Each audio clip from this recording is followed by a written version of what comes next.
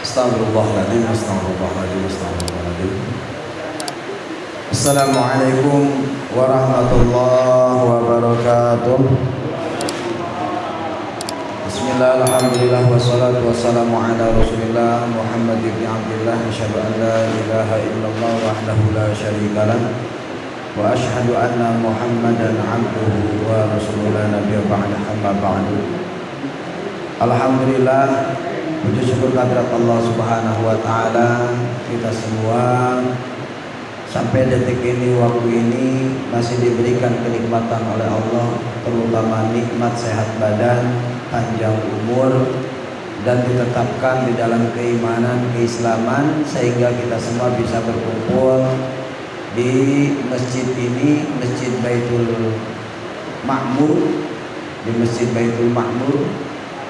Mudah-mudahan perkumpulan kita semua selalu ada dalam ridho dari Allah Subhanahu wa taala. Amin ya Allah ya rabbal alamin. Para jamaah sekalian yang dirahmati oleh Allah Subhanahu wa taala, jangan lupa mengingatkan ketika sudah sampai ke masjid, jangan lupa untuk niat i'tikaf, karena sayang kalau kita tidak niat i'tikaf ketika sudah berada di dalam masjid. Itu menambah lagi pundi amal, selain daripada berniat untuk thalabul ilmi, mencari ilmu, mencari keridhaan Allah, dan ditambah pula dengan berniat i'tikaf. Nawaitu an a'takifa fi hadzal masjid sunnatan lillahi ta'ala. Niat saya berniat beriktikaf di masjid ini sunnah karena Allah. Para jamaah sekalian yang dirahmati oleh Allah Subhanahu wa taala, alhamdulillah, tanpa terasa hari berganti, minggu bertambah, bulan berlalu, hingga sekarang kita beranjak kepada tahun 2026 1447 Hijriah, bertepatan sekarang bulan Zulhijjah. Dan kita tahu di bulan Zulhijjah ini ada 3 perintah dari Allah yang ditekankan kepada umat Islam.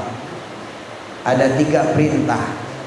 Yang pertama adalah perintah untuk melaksanakan ibadah haji, berangkat ke Baitullah, berwukuf di Arafah, dan berziarah ke makam Rasulullah sallallahu alaihi wasallam. Dan pelaksanaan ibadah haji ini adalah salah satu kewajiban bagi setiap kaum muslimin, bahkan termasuk bagian daripada rukun Islam.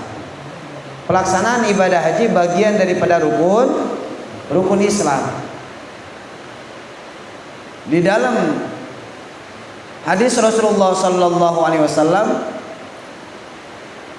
al-umratu ilal umrati kafaratun lima bainahuma wal hajjul mabrur laisa lahu jazaa'un illal jannah. Antara satu umrah kepada umrah yang lainnya menjadi sebuah kifarat penghapus dosa, pelebur, dan tidak ada pembalasan bagi orang yang melaksanakan ibadah haji illal jannah, terkecuali pembalasannya adalah surganya Allah Subhanahu wa taala. Nah, di sini siapa yang sudah berangkat ke tanah suci, berangkat haji? Ada? Belum ada. Kalau yang umrah ada. Nah, mudah-mudahan semuanya Allah berikan nasib, berikan kemampuan untuk bisa berangkat ke tanah suci. Amin. Amin ya Allah ya rabbal alamin. Dan keberangkatan ibadah umrah dan ibadah haji ini adalah keberangkatan wajib, Pak. Cuman bedanya, kalau haji itu sudah pasti dengan umrohnya, tapi umroh belum tentu hajinya. Kenapa? Karena haji itu khusus hanya ada pada bulan haji. Kalau umroh itu bisa kapan saja. Dan umroh pun sama, wajib bagi setiap kaum muslimin minimal seumur hidup 1 kali. Antara haji dan umroh itu minimal seumur hidup 1 kali.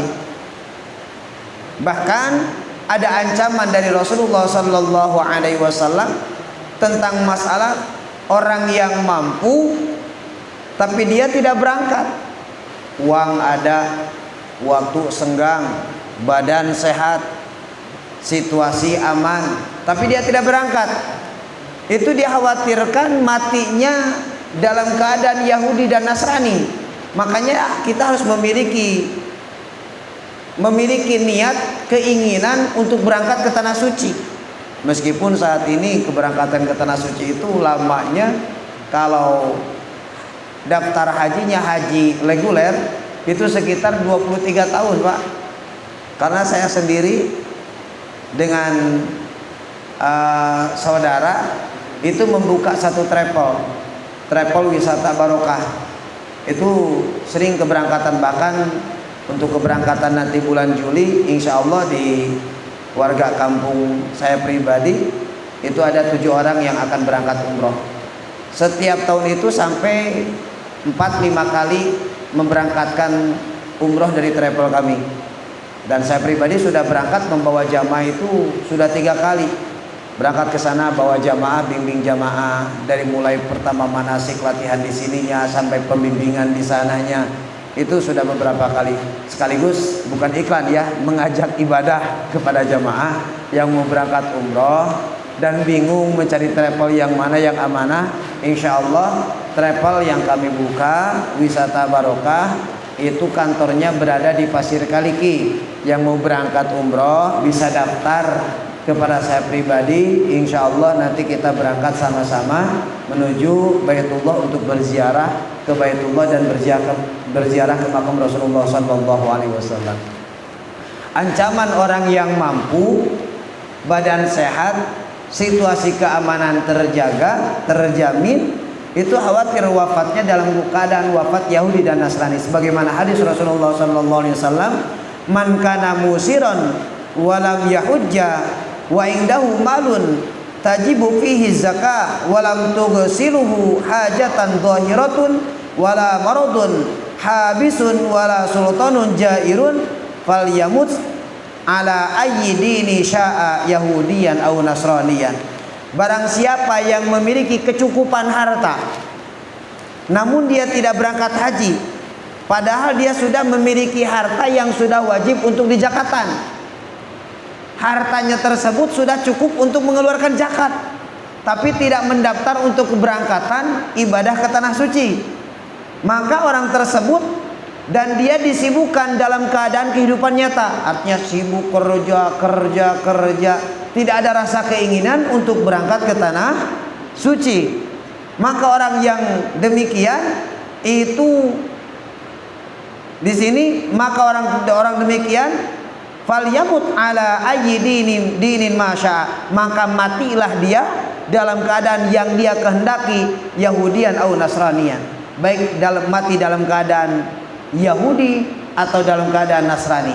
Artinya dikhawatirkan oleh Allah Subhanahu wa taala, dikhawatirkan oleh para ulama bahwa orang tersebut matinya tidak diakui sebagai orang yang beragama Islam.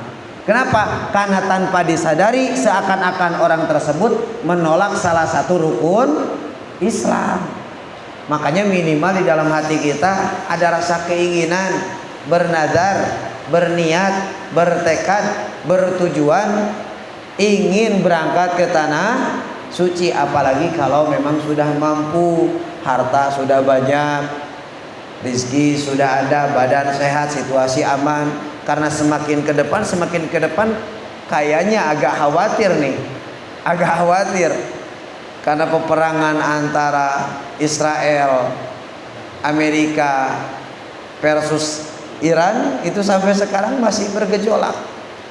Ini perang regional, kalau terus-terusan seperti ini bisa merambat kepada negara-negara lain, negara-negara Timur Tengah. Kalau udah seperti itu, mungkin tahun-tahun depan itu khawatir keberangkatan haji itu bisa nggak ada. Alhamdulillah untuk saat ini masih situasi aman, keberangkatan umroh dan keberangkatan haji masih aman. Alhamdulillah. Makanya mudah-mudahan Allah berikan rezeki yang berlimpah, kesehatan badan, keamanan, sehingga kita bisa berangkat ke tanah suci. Amin ya Allah ya Rabbal alamin. Mau berangkat umroh, mau berangkat haji, mau. Nah, kalau mau berangkat umroh, berangkat haji, 3 amalan yang harus dilaksanakan. Yang pertama, dawamkan membaca suratul Kahfi. Surat apa? Surat Kahfi. Yang kedua, dawamkan baca suratul Waqiah. Surat Kahfi, surat Waqiah. Ustaz, ini surat Kahfi sudah saya dawamkan. Surat Waqiah sudah saya sering baca, tapi kok masih belum berangkat juga? Baca surat yang ketiga. Apa? Surat Tanah. Yang ketiga baca surat Tanah. Itu beda lagi, Ustaz. Allah ya karim. Enggak ya, jangan sampai kita mengeluarkan tanah dijual, apalagi sampai tidak memiliki tanah hanya ingin berangkat ke tanah suci. Bahaya juga dan itu haram. Tidak diperbolehkan gitu. Menjual tanah pribadi sampai tidak memiliki rumah hanya ingin berangkat ke tanah suci, itu tidak boleh gitu ya. Para jemaah sekalian yang dirahmati oleh Allah Subhanahu wa taala, yang pertama adalah kewajiban untuk melaksanakan ibadah haji. Yang kedua, yang Allah perintahkan di dalam bagi orang yang beragama Islam, yang kedua Allah perintahkan untuk melaksanakan ibadah kurban. Di sini ada tiap tahun mengadakan kepanitiaan. Ada, alhamdulillah, memang harus seperti itu. Lalu bagaimana Ustaz hukumnya berkurban? Ada salah satu hadis Rasulullah sallallahu alaihi wasallam yang diriwayatkan dari Siti Aisyah radhiyallahu anha. Anna Nabiy sallallahu alaihi wasallam, bahwa sesungguhnya Rasulullah sallallahu alaihi wasallam berkata, "Ma'amila ibnu Adam yauman nahri amalan ahabba ilallahi azza wa jalla min khiraqatid damin." Tidak ada satu amalan yang dilakukan oleh anak-anak Adam pada hari raya Idul Adha, ahabba ilallah, yang lebih dicintai oleh Allah. Jadi amalan yang lebih dicintai oleh Allah yang dilaksanakan pada hari raya Idul Adha, min khiraqatid damin, terkecuali mengalirkan darah.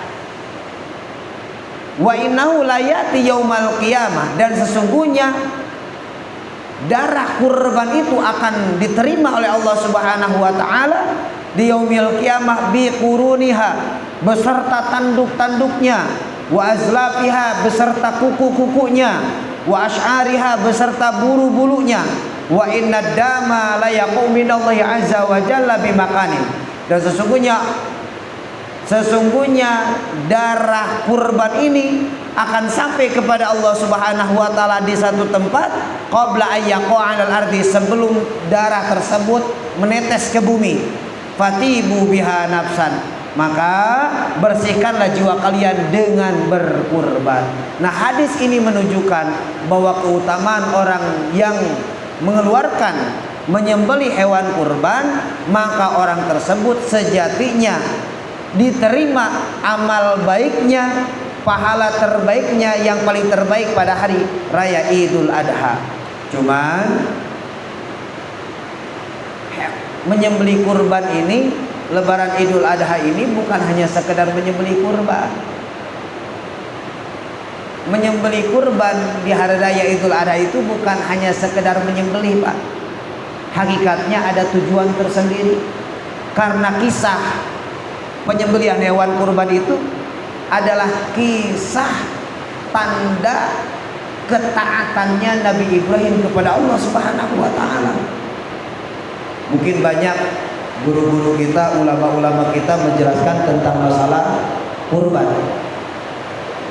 Karena kisah kurban ini berhubungan dengan kisah pengorbanan Nabi Ibrahim alaihissalam terhadap putranya Nabiullah Ismail alaihissalam. Coba bayangkan, Pak, andai kata kita yang berada pada posisi Nabi Ibrahim. Nabi Ibrahim alaihissalam menikah pertama dengan Siti Sarah, bertahun-tahun memohon kepada Allah untuk diberikan turunan yang soleh, untuk diberikan keturunan. Namun Allah tidak langsung mengabulkannya. Makanya kalau kita memohon kepada Allah, kalau kita mah kadang-kadang ingin seperti makan cabai ya, minta sekarang besok ingin langsung dikabul. Padahal masalah dikabul atau tidak itu hak prerogatif Allah, dan kewajiban kita hanya memohon, meminta. Nabi Ibrahim meminta kepada Allah berpuluh-puluh tahun, Pak, ingin diberikan keturunan, namun belum dikabul juga. Memohon kepada Allah sudah. Dan di situ Siti Sarah, istrinya, istri Nabi Ibrahim, kata Siti Sarah, wahai suamiku tercinta, kita sudah bermunajat kepada Allah, namun Allah belum memberikan keturunan kepada kita. Mungkin ada zohir di dalam diri saya pribadi yang tidak mampu mendapatkan keturunan. Mungkin saya mandul, kata Siti Sarah. Akhirnya Nabi Ibrahim diberikan izin oleh Siti Sarah untuk menikah kepada perempuan yang lain. Dan di situ adalah seorang perempuan yang bernama Siti Hajar. Siapa Siti Hajar? Siti Hajar itu adalah pelayannya Siti Sarah. Makanya Siti Sarah tahu betul bagaimana karakter, kebiasaan, kesolehan, ketaatan, kebaikan Siti Hajar.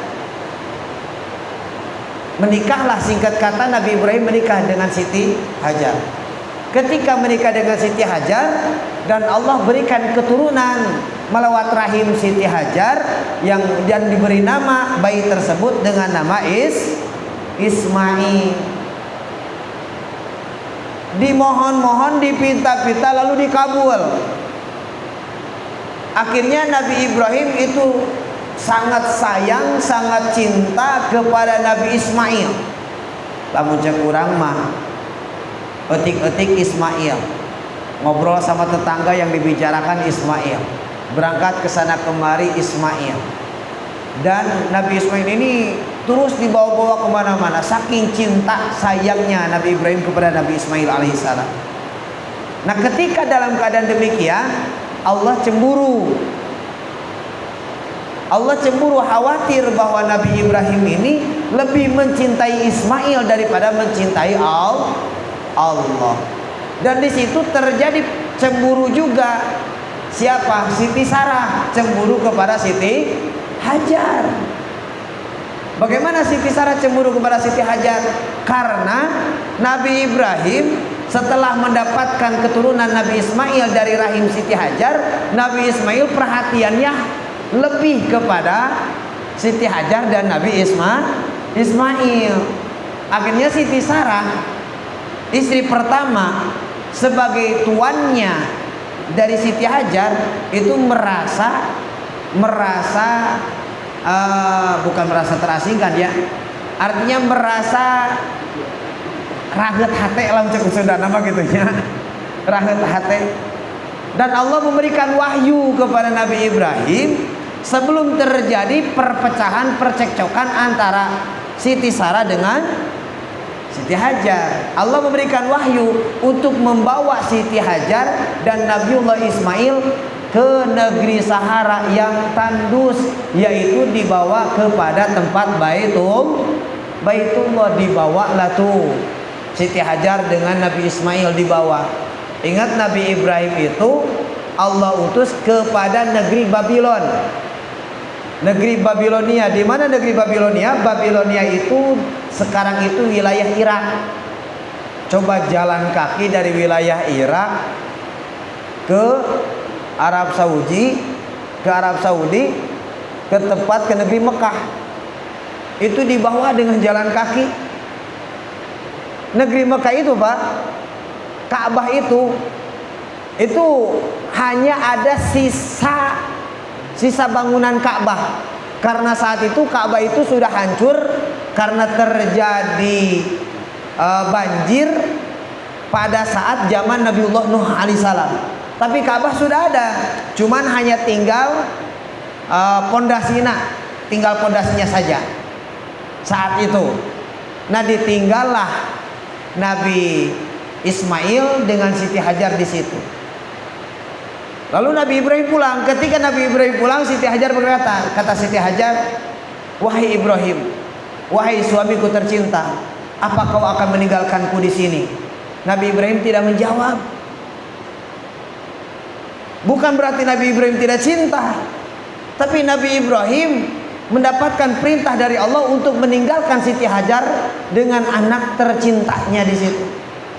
Lalu kata Siti Hajar, jikalau ini adalah perintah dari Allah, maka kami ridho, dan saya yakini bahwa Allah tidak akan pernah meninggalkan kami.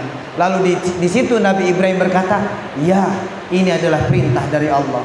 Lalu Nabi Ibrahim pulang dengan derai air mata, menangis karena berpisah dengan seseorang yang paling dicintai, yaitu Nabiullah Ismail alaihissalam. Ditinggallah di situ. Padahal wilayah situ, Pak, wilayah yang tandus, tidak ada pepohonan, tidak ada air di situ. Benar-benar gersang. Ditinggallah. Nabi Ibrahim berangkat pulang lagi ke negeri Babilonia untuk meneruskan dakwah. Di situ pertama kali Nabi Ismail masih bayi, itu masih kecil, dalam keadaan menangis, kehausan, ingin minum, kehausan. Sedangkan susu Siti Hajar itu sudah kering, nggak keluar susunya. Siti Hajar naik ke atas bukit, berlari-lari di atas bukit. Bukit apa? Ada yang tahu bukit apa? Bukit Sofa dan Marwah. Naik ke atas bukit Sofa. Di atas bukit Sofa beliau melihat ke kiri ke kanan, mungkin ada air. Dan terlihat di bukit Marwah itu seperti ada genangan air. Padahal itu adalah oase. Oase itu apa? Hawa panas yang terkena terik matahari sehingga menjadikan terlihat seperti adanya gelombang air menggenang. Larilah ke bukit Marwah. Di bukit Marwah ternyata nggak ada air. Melihat ke bukit Sofa, terlihat seperti ada air. Lari lagi sampai 7 kali. Akhirnya diabadikanlah di dalam pelaksanaan ibadah haji. Itu panjang gitu. Makanya ibadah haji ini adalah ibadah ritual mengenang tentang kisah perjuangan Nabiullah Ibrahim, perjuangan Siti Hajar, dan perjuangan Nabiullah Ismail alaihissalam. Seperti itu. Nah, akhirnya Allah sedang menguji bagaimana tingkat kesabaran Siti Hajar, bagaimana ikhtiarnya Siti Hajar. Dan akhirnya Allah mengabulkan doa Siti Hajar dengan keluarnya air Zam-Zam di bawah tumitnya Nabiullah Ismail alaihissalam. Ismail kecil, di bawah tumitnya keluar air yang menyembur. Entah lah mencek Sunda mah nyaho bakal keluar cai tirinya mah orang mau lumpatan beureun kitu nya. Lamun nyaho cai keluar teh orang jang naon lumpatan. Padahal bukan seperti itu. Allah itu sedang menguji batas mana ikhtiarnya. Karena ketika di dalam ikhtiar, di situ pasti akan datang pertolongan dari Allah. Ari urang bari rezeki hayang meunang, ari gawe embung gitu rin. Padahal gawe heula kege didatangkeun rezeki di mana ku Allah carana gitu. Ya. Nah, seperti itu. Keluarlah air yang menyembur. Itulah yang dinamakan air Zam-Zam. Hebatnya air Zam-Zam, Pak. Negeri tandus, negeri kering, tanah gersang mengeluarkan air yang tidak pernah berhenti dari zaman dahulu kala sampai sekarang. Manusia berangkat haji ke sana, berangkat umroh ke sana, tiap hari orang yang pulang bawa air Zam-Zam 5 liter. Setiap jamaah bawa 5 liter. Belum di sana yang digunakan untuk minum. Apalagi bulan haji, pelaksanaan ibadah haji, ratusan ribu manusia di sana pasti menggunakan air Zam-Zam. Dan sampai saat ini air Zam-Zam tidak pernah kering dan tidak akan pernah kering. Itu sebagai wujud mukjizat yang Allah berikan kepada Nabiullah Ismail alaihissalam. Nah, setelah itu Nabiullah Ibrahim alaihissalam mendapatkan ilamat. Ketika sudah bertahun-tahun, Pak, Nabi sudah bertahun-tahun tidak menjenguk Nabiullah Ismail dan Siti Hajar. Bertahun-tahun datang perintah Allah melewat mimpi. Nabi Ibrahim bermimpi. Mimpinya tersebut bermimpi bahwa Nabiullah Ismail, anak tercintanya, itu dalam keadaan tiduran dan Nabiullah Ibrahim sedang memegang pisau berniat untuk menyembelih anaknya. Di dalam mimpinya tersebut seperti itu. Bangun dari tidur, Nabiullah Ibrahim berkata, ini mimpi tersebut dari Allah atau dari setan? saya yakini bahwa ini dari setan. Kenapa? Karena Allah gak mungkin menyuruh kepada saya untuk mengorbankan anak yang saya cintai. Satu kali mimpi seperti itu, malam besoknya mimpi lagi, malam besoknya mimpi lagi. Barulah di situ yakin bahwa Allah memerintahkan Nabiullah Ibrahim untuk menyembelih anak tercintanya. Kenapa Allah memerintahkan Nabiullah Ibrahim untuk menyembelih anaknya? Karena Nabiullah Ibrahim meskipun jauh, hatinya selalu teringat kepada Nabiullah Ismail.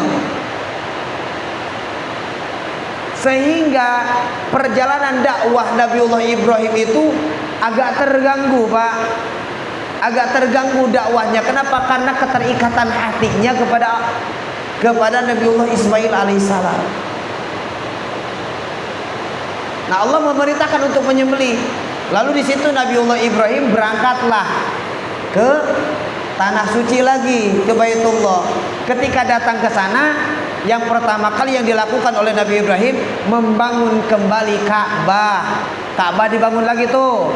Oleh siapa? Oleh Nabiullah Ibrahim dan Nabi Ismail. Ditinggikan bangunan Ka'bahnya. Dikarenakan ditinggikan, tempat yang agak tinggi tidak sampai. Akhirnya Nabi Ibrahim membawa batu dan menginjak batu untuk menempatkan batu-batu Ka'bah ke atas. Batu yang diinjak oleh Nabiullah Ibrahim itu menjadi ada bekas tanda batu. Itulah yang disebut maqam Ibrahim. Jadi maqam Ibrahim itu bekas injakan Nabi Ibrahim untuk mengangkat batu disimpan ke atas. Sekarang masih ada ya, maqam Ibrahim itu masih ada. Itu bekas injakan Nabiullah Ibrahim alaihissalam. Nah, setelah itu Nabiullah Ibrahim bercerita kepada istri dan anaknya. Coba bayangkan, Pak, andai kata kita posisi jadi Nabi Ibrahim, udah mah kita tinggalin istri bertahun-tahun, sekalinya datang bercerita kepada istri untuk menyembelih anaknya. Bagaimana strategi Nabi Ibrahim untuk menjelaskan kepada istri dan anaknya agar istri dan anaknya bersiap menerima atas apapun perintah dari Allah tanpa merasa beban dan tanpa merasa keberatan. Karena perintah dari Allah ini adalah perintah yang paling utama. Akhirnya gimana? Kata Nabiullah Ibrahim kepada Nabiullah Ismail, wahai Ismail, aku bermimpi, beberapa kali aku bermimpi bahwa aku memegang pisau dan kamu dalam keadaan tiduran, dan saya akan menyembelih kamu. Lalu bagaimana pendapatmu wahai Ismail? Kata Nabiullah Ismail, wahai abiku, wahai ayahku, jikalau itu perintah dari Allah, maka lakukanlah. Semoga Allah memberikan kesabaran kepadaku. Jawaban Nabiullah Ismail itu demikian, sebagai wujud bahwa perintah dari Allah itu utama. Cerita lagi kepada Siti Hajar. Lalu singkat kata Siti Hajar pun merelakan. Kenapa? Karena saking taatnya kepada Allah Subhanahu wa taala, merelakan anaknya untuk disembelih. Dibawalah Nabiullah Ismail oleh Nabiullah Ibrahim kepada satu bukit. Ketika di perjalanan, si iblis datang. Kata si iblis kepada Nabiullah Ibrahim, wahai Ibrahim, apa kau benar? Apa kau tega akan menyembelih anakmu? Lihatlah, Ismail itu sangat tampan, Ismail itu sangat cerdas. Apa kau rela menyembelih anakmu sendiri? Allah itu tidak mau kamu senang. Allah itu nggak mau kamu bahagia. Buktinya kamu dijauhkan, dan sekarang Allah meminta anakmu. Akhirnya gimana?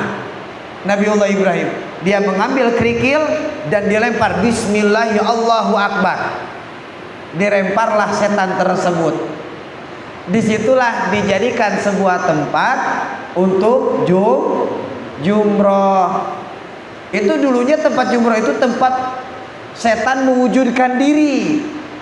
Sekarang menjadi simbolik. Orang yang berangkat ke tanah suci bagian daripada rukun haji itu melempar jumroh. Tapi setannya udah nggak ada di situ. Kalau sekarang mah hanya bekas tempat wujud adanya setan di situ. Lalu di mana sekarang setannya ada? Di mana? Setan itu sebetulnya ada di sini, di dalam diri kita sendiri. Sifat sombong, sifat angkuh, sifat kikir, sifat malas. Ya. Itu yang dilempar, ini juga harus dilempar. Jangan dipelihara. Sifat aku, sifat sombong, sifat merasa keakuan, sifat merasa memiliki. Hati-hati. Nah, sebetulnya hakikatnya kurban itu menyembelih ini, Pak. Menyembelih sesuatu yang berada di dalam hati. Akhirnya Nabi Ibrahim, singkat kata, Nabi Ibrahim membawa Ismail, diturunkan Ismail, membaca takbir 3 kali, Allahu Akbar, Allahu Akbar, Allahu Akbar, La ilaha illallah, Wallahu Akbar, Allahu Akbar, walillahil hamd. Nah, ketika tangan memegang pisau, satunya lagi memegang kepala, ditutup mata Nabi Ismail, diikat tangan dan kakinya karena khawatir, lamun cek urang mah khawatir ngejet gitunya, sehingga menjadikan rasa kasihan terhadap Nabi Ismail alaihissalam. Pisau sudah diasah dengan tajam. Itu disunahkan, Pak, kalau kita menyembelih itu pisau itu harus tajam.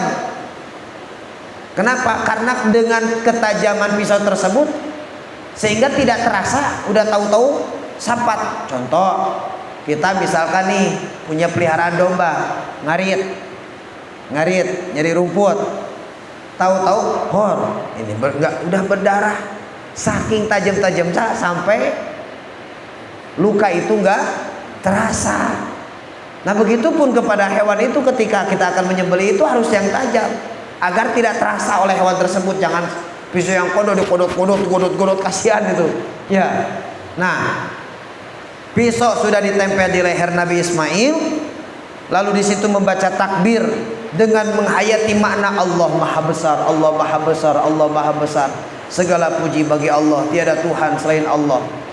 Lalu Nabi Ibrahim mengatakan bahwa ini dari Allah dan ini untuk Allah. Bismillahi Allahu Akbar. Pas mau disembelih, lalu datanglah malaikat Jibril alaihissalam. Kata malaikat Jibril, wahai Ibrahim, hentikan. Allah sudah yakin bahwa engkau mencintai Allah daripada mencintai Ismail. Gantilah anakmu dengan ini. Digantilah dengan satu hewan yang bernama hewan gibas. Gibas itu apa? Domba, Pak. Diganti dengan hewan domba. Disitulah Nabi Ibrahim menangis. Menangisnya apa? Kata Nabiullah Ibrahim, oh, ternyata ini adalah ujian dari Allah untuk menguji kecintaan saya. Yang Nabi Ibrahim tahu bahwa beliau diperintahkan untuk menyembelih anaknya. Dan ternyata itu adalah ujian dari Allah sebagai wujud benar tidak bahwa Nabi Ibrahim itu mencintai Allah daripada anaknya. Nah, di sini menjadi pelajaran bagi kita, kecintaan, ketundukan, kepatuhan terhadap Allah itu harus dijadikan prioritas lebih utama daripada kecintaan terhadap segala sesuatu. Untuk sekarang kita tidak diminta untuk menyembelih anak. Benar nggak, Pak? Kita sekarang tidak diminta untuk menyembelih anak, tapi diminta untuk menyembelih sebagian daripada harta kita, dikorbankan untuk Allah. Sembelih di dalam hati kita, jangan ada keterikatan sesuatu selain daripada Allah. Jangan ada keterikatan pekerjaan, jangan ada keterikatan keluarga, jangan ada keterikatan kepada harta, jangan keterikatan kepada jabatan dalam hati. Hilangkan. Cukup Allah yang berada di dalam hati. Kecintaan paling tertinggi hanya kepada Allah Subhanahu wa ta'ala. Para jamaah sekalian yang dirahmati oleh Allah Subhanahu wa ta'ala, nah, itulah salah satu perintah dari Allah, yaitu menyembelih hewan kurban. Lalu bagaimana secara fikihnya? Baru kita akan membahas fikihnya nih, karena di sini akan melaksanakan hewan kurban. Mungkin nanti bisa dijadikan diskusi ya. Untuk bertanya silakan. Wal udhiyatu sunnatun muakkadatun. Kurban ini hukumnya adalah sunnah muakkad. Sunnah muakkad itu sunnah yang sangat ditekankan, dipentingkan. Bahkan alal kifayati, bahkan termasuk bagian daripada fardu kifayah. Fardu kifayah itu menjadi gugur ketika sudah ada bagian daripada keluarga yang melaksanakan. Wa yaji'u fiha al-jaza'u minadh-dhani, dan dicukupkan ketika akan melaksanakan kurban itu dengan 1 ekor domba. Wa minal baqari tujzi'u wal badanah, dan begitupun hewan yang sah digunakan untuk kurban yang pertama 1 domba atau embe. Domba, embe, kambing, hewan yang sama sejenis ya, yang sama sejenis. Lamun di bahasa itu mana tah? Biri-biri kibasnya. Biri-biri domba teh kan baunya bervariasi, domba itu bervariasi. Yang kedua, sapi. Sapi itu disamakan dengan sapi berarti kerbau. Yang ketiga, onta. Jadi hewan yang sah untuk digunakan untuk korban itu 1 domba, yang kedua sapi, yang ketiga onta atau yang sejenis yang sama seperti itu. Terus di sini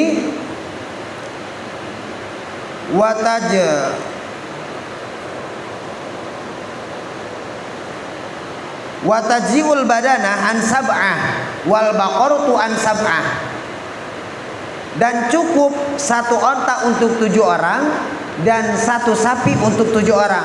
Wasyatu an wahid, dan domba itu hanya untuk 1 orang. Nah ini biasanya ada yang bertanya, Ustadz, boleh tidak berkurban kita 1 orang tapi atas nama 1 keluarga, boleh atau tidak?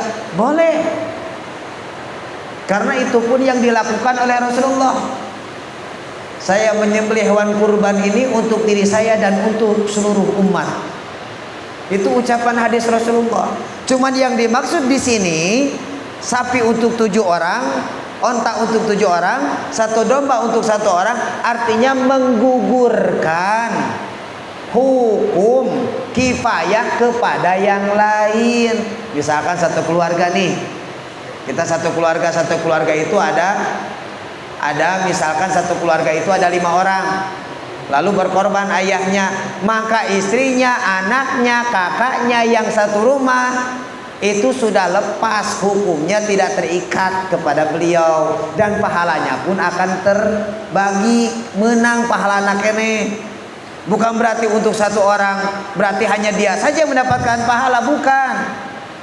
Paham ya? Nah gitu. Makanya untuk kurban ini berbeda dengan akikah, Pak. Meskipun dua-duanya hukumnya sama. Kurban hukumnya sunnah muakkad, akikah pun hukumnya sunnah muakkad. Cuman bedanya kalau kurban itu, bedanya nih, kalau kurban itu dibagikannya mentah, kalau akikah mah dibagikannya adalah matang. Yang kedua, kurban itu hanya waktunya 4 hari, tanggal 10, 11, 12, 13. Kalau akikah mah bisa kapan saja. Kalau kurban mah ditekakan kepada akilin balikin, orang yang dewasa, yang mampu. Kalau akikah mah kewajiban orang tua terhadap anak. Paham? Penekanan orang tua terhadap anak. Kalau kurban mah bisa beberapa kali. Misalkan, Ustadz, tahun kemarin saya sudah kurban, untuk tahun ini saya berarti nggak usah kurban lagi. Kenapa? Karena kan udah tahun kemarin. Itu tidak bisa seperti itu. Selama Allah memberikan rizki, maka selama itu pula keterikatan hukum kurban. Kalau akikah mah cukup seumur hidup 1 kali sudah. Kalau sudah diakikahi ya sudah. Kalau kurban mah kita sekarang berkurban, tahun harap, tahun depan masih diberikan rizki yang luas, kurban lagi. Tahun depan masih diberikan rizki yang luas lagi, kurban lagi. Selama Allah memberikan rizki yang luas kepada kita, maka selama itu pula keterikatan hukum sunnah muakkad terkena kepada kita. Bisa dipahami? Nah gitu. Terus Di dalam kurban biasanya yang banyak yang pertanyaan, yang dijadikan pertanyaan. Di sini saya teruskan dulu ya. Wa arbaun la taji'u fid duhaya. 4 perkara ini tidak sah untuk dilakukan kurban, tidak cukup untuk dilakukan kurban. 4 hewan. Yang pertama al-aurah. Yang pertama hewan yang matanya buta. Yang kedua wal arja, hewan yang pincang. Yang ketiga wal marid, hewan yang sakit. Yang keempat hewan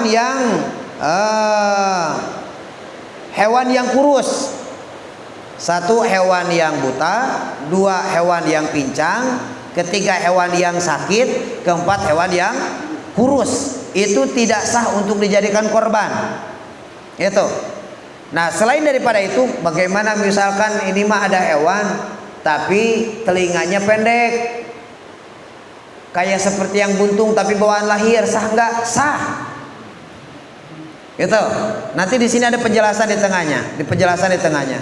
Terus waktu dzabhi, dan waktu penyembelihan hewan kurban, min waktu salatil idi ila ghurubi syamsi, dimulai dari dilaksanakannya salat Id sampai tenggelam matahari, min akhiri ayyamit tasyrik, di waktu sore pada hari terakhir tasyrik. Berarti sekarang lebaran hari apa? Hari Rabu ya. Alhamdulillah untuk sekarang lebaran bareng, alhamdulillah. Alhamdulillah bareng. Kadang-kadang kalau berbeda saya bingung juga nih gitu ya. Hari Rabu berarti Rabu, Kamis, Jumat, Sabtu. Sabtu sore sudah beres. Jangan ada penyembelihan malam Minggu sudah tidak bisa menyembelih. Jadi kurban itu hanya 4 hari. Tanggal 10, 11, 12, 13 sore. Gitu. Terus wa yustahabu inda dzabi, dan disunahkan ketika menyembelih khamsatu asya'a, 5 perkara ini sunnah bagi orang yang menyembelih. At-tasmiyatu, yang pertama membaca bismillah, wassalatu yang kedua membaca sholawat, yang ketiga wastiqbalul kiblah, yang ketiga menghadap kiblat. Yang dihadapkan kiblat itu adalah orang yang menyembelihnya, bukan hewan kurbannya. Ini kadang-kadang hewan kurbannya arahkan ke kiblat, hewan kurbannya urang teh ka agang uging ditarikan nya. Ditarikan. Yang disunahkan itu orang yang menyembelihnya untuk menghadap kiblat, bukan hewan kurbannya. Itu. Kalau hewan kurban sekiranya memang kalau bisa dirobah hewan kurban. Tapi kalau misalkan ini hewan sapi, ditarik lagi takut bangun lagi, nggak usah dihadapkan kiblat. Yang penting menyembelihnya usahakan menghadap kiblat. Dan itu pun hanya hukum sunnah. Kalau sekiranya repot, langsung sembelih aja. Jangan terbebani oleh sesuatu hal yang sunnah. Kalau sekiranya memang repot, tapi kalau bisa laksanakan. Gitu. Terus wa takbir, dan membaca takbir, wa du'a bil qabul, dan membaca doa untuk diterima doa qabul.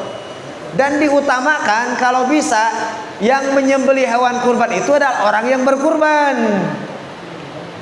Misalkan nih Pak Taufik kurban, itu sunahnya Pak Taufik sendiri yang menyembelih. Paham? Tapi Ustadz ini nggak bisa doanya, takut saya salah. Karena menyembelih hewan kurban itu ada 4 yang harus terputus dari leher. Yang pertama urat rongga napas, rongga makanan, sama urat besar kiri kanan. Ini harus terpotong. Yang utama wajibnya itu 2, rongga napas dengan rongga makanan. Ini yang terputus. Ini afdoliyah, keutamaan.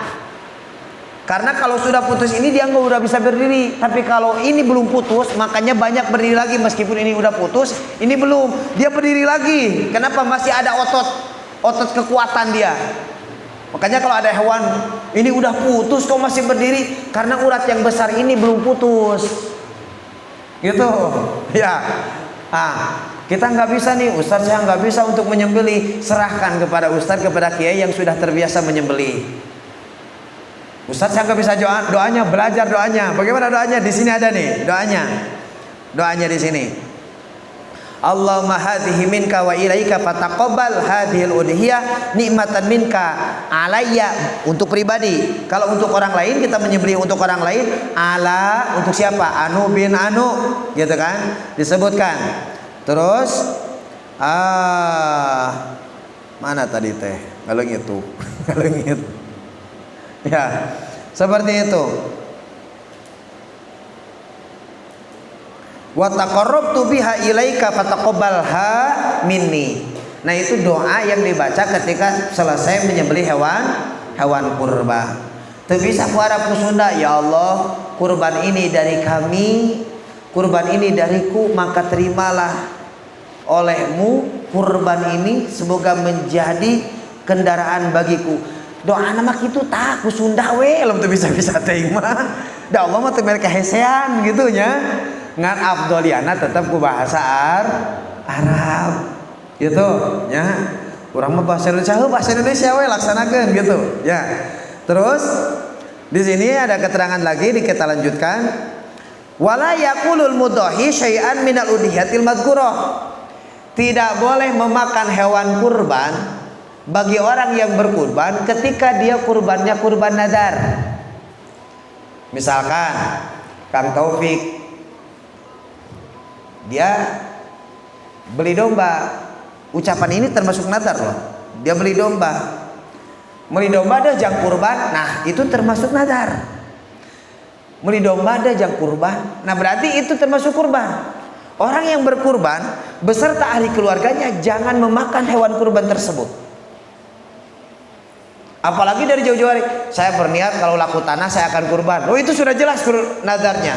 Orang yang bernadar, kurban nadar itu si pengkorban dan si keluarga, ahli keluarganya yang berada di bawah kekuasaan dia itu tidak boleh memakan hewan kurbannya. Lalu bagaimana kalau kurban sunnah? Boleh, kalau kurban sunnah boleh memakan. Bahkan sunnah untuk memakan. Maksimalnya memakan 1/3. Maksimal memakannya 1/3. Misalkan Kang Taufik berangkat, dia punya uang, berangkat ke tukang domba. Berapa ya domba? 3 juta. Saya beli 1, bawa ke masjid. Pak Kiai, ini saya mau sunnah korban. Pak Kiai, ini saya mau sunnah korban. Itu dia sunnah untuk memakannya. Paham ya? Nah nanti bagaimana caranya Ustaz, kita nggak tahu di sini itu ada yang takut, ada yang kurban nadar, yang ucapan yang tadi, ada yang kurban ini. Nah biasanya kalau di daerah lain biasanya ditukar. Misalkan ini ada data hewan kurban, ada dapat 5 kambing nih, 5 kambing. Biasanya keluarga si pengkorban itu mendapatkan 1 paha. Di sini gitu nggak? 1 paha ya. Nah 1 pahanya tersebut jangan dari korban dia, tapi ditukar. Korban pak ini dikasih kepada pak ini, korban dari pak ini dikasih ke pak ini. Untuk takutnya dia itu korban nadar. Berarti posisinya ditukar. Paha dari korban pak ini dikasih kepada pak ini, kok paha dari korban pak ini dikasih ke pak ini, ditukar. Nah itu jadi boleh. Paham? Caranya seperti itu. Jangan korban hewan korban dia dikasihkan kepada dia lagi. Khawatir ya itu korbannya korban nadar, akhirnya malah menjadi haram. Ya. Terus dilanjutkan lagi. Itu strateginya. Terus wal manduratu wa yaqulu minal udhiyah al mutatawwi, dan boleh memakan kurban yang sunnah, wa yaqulu, dan boleh memakan minal udhiyati dari hewan kurban at-tatawwu yang disunahkan. Bahkan sunnah tadi untuk memakan daging kurban itu pun bagi kurbannya kurban yang sunnah. Tapi kalau kurbannya kurban nadar itu jadi haram. Terus wala bai'u minal udhiyati, dan jangan menjual hewan kurban, dan orang yang berkorban tidak boleh menjual hewan kurbannya, menjual bagian daripada hewan kurbannya. Bahkan di syarat tengah, di tengahnya di sini mana? Wala bai'u ayyahrumu 'alal mudhahi, haram bagi orang yang berkurban bai'u syai'in, menjual sesuatu minal udhiyati dari hewan kurbannya. Biasanya ngajual kulit. Aya nu ngajual kulit aya. Nah gitu, nanti bisa jadi pertanyaan ya. Ngajual kulit. Aimin lahmiha, dari dagingnya, au syariha atau rambutnya, au jildiha atau kulitnya. Wa yahrumu aidon ja'alahu ujratan, dan begitu pun haram bagi si pengkorban menjadikan hewan korban itu, sebagian daripada hewan korban itu menjadikan ujroh. Ujroh itu apa? Ujroh itu kuliah, upah. Itu nggak boleh. Misalkan Kang Taufik lagi contohnya, Kang Taufik korban. Kata Kang Taufik, Ustadz, ini saya mau korban, tolong nanti sembelihin ya. Disembelih itu sama Ustadz. Bismillahirrahmanirrahim, sembelih. Setelah disembelih, Ustadz, ini kepalanya upah buat Ustadz. Nah itu haram.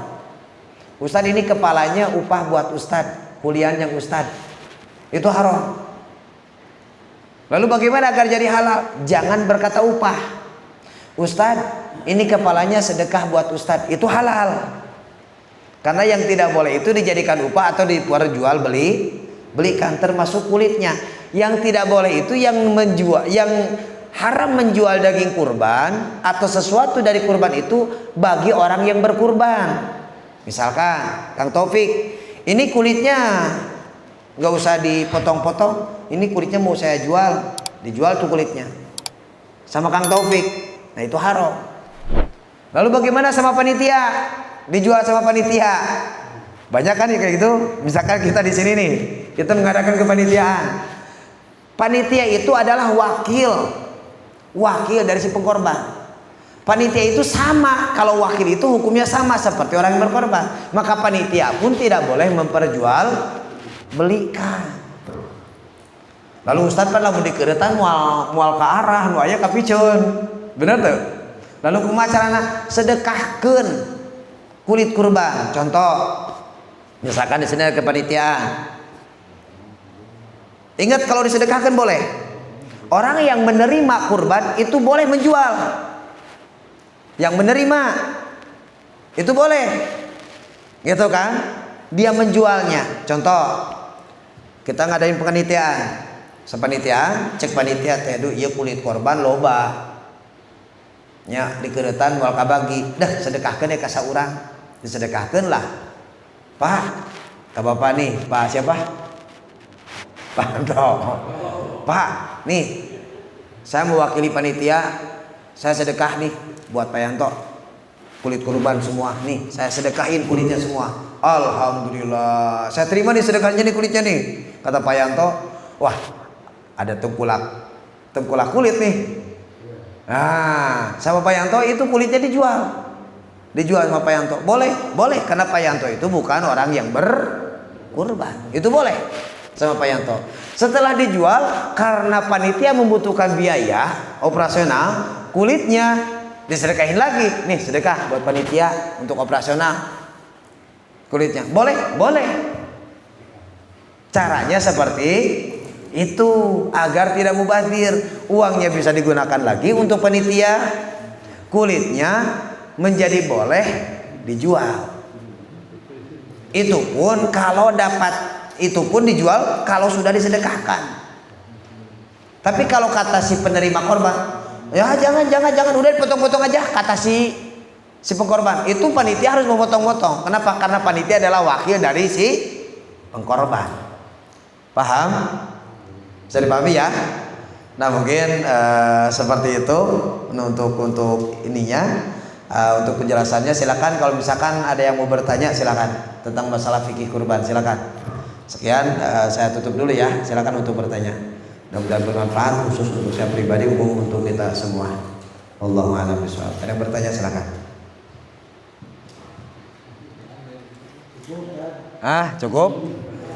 Takutnya masalah kurban belum ada ini. Banyak yang pembahasan kurban ya, banyak. Mungkin untuk penjelasan mudah-mudahan bermanfaat khusus untuk saya pribadi, umum untuk kita semua. Kita tutup dengan doa kafaratul majlis. Subhanakallahumma wa bihamdika asyhadu an la ilaha illa anta astaghfiruka wa atubu ilaik. Wassalamualaikum warahmatullahi wabarakatuh.